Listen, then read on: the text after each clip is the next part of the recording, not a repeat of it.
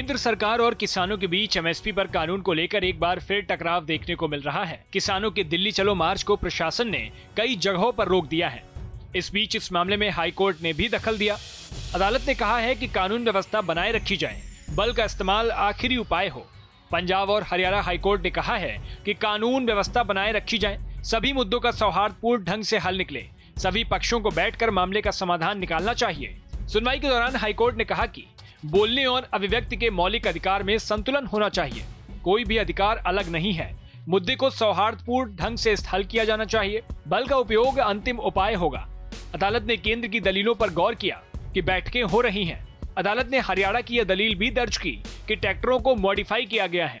याचिकाकर्ता ने दलील दी है कि भारत एक लोकतांत्रिक गणराज्य है। यह धर्मनिरपेक्षता, लोकतंत्र, गणतंत्र के स्तंभों पर आधारित है। संविधान के अनुच्छेद 13 से 40 तक इन सिद्धांतों का विस्तार से व्याख्यान है। मौलिक अधिकार सेंसरशिप के बिना इन अधिकारों की स्वतंत्रता के प्रयोग की अनुमति देते हैं। अदालत ने कहा कि सरकार ने किसानों को रोका है। अखबार की रिपोर्ट के मुताबिक सड़कों पर कीलें और बिजली के तार लगे हैं। ये देश भर में फ्री आवाजाही के अधिकार का हनन है। याचिकाकर्ता ने कोर्ट से कहा कि सुप्रीम कोर्ट ने विरोध करने और शांतिपूर्ण विरोध प्रदर्शन में सहायता करने के अधिकार को बरकरार रखा है।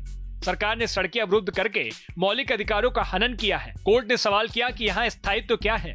स्थायी नाकाबंदी से आप क्या समझते हैं? किसान आंदोलन के विरोध के खिलाफ दाखिल दूसरी जनहित याचिका में वकील अरविंद सेठ ने कहा कि हजारों वाहन दिल्ली की ओर बढ़ रहे हैं। किसी को भी राष्ट्रीय राजमार्गों को अवरुद्ध करने की अनुमति नहीं दी जानी चाहिए। जनता को असुविधा की इजाजत नहीं दी जा सकती। अस्पताल जाने वाले लोगों को परेशानी हो रही है। सरकार ने स्थान निर्दिष्ट किए हैं, वहाँ लोग सरकार की नीतियों का विरोध कर सकते हैं, लेकिन वे विरोध करने के लिए कहीं भी जाकर जनता के लिए असुविधा नहीं बढ़ा सकते। केंद्र सरकार के वकील का कहना था कि जहां तक एमएसपी का सवाल है तो केंद्र बातचीत के लिए तैयार है।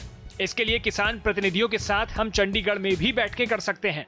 आपको बता दें कि केंद्र सरकार ने कहा कि जहां तक एमएसपी का मामला है तो उसको लेकर जुलाई 2022 में ही कमेटी बनाई जा चुकी है।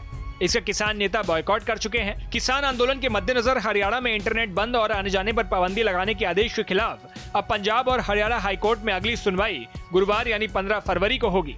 फिलहाल इस वीडियो में इतना ही। आपकी इस पर क्या राय है हमें कमेंट बॉक्स में जरूर बताएं। बाकी की खबरों के लिए देखते रहिए भारत एक्सप्रेस।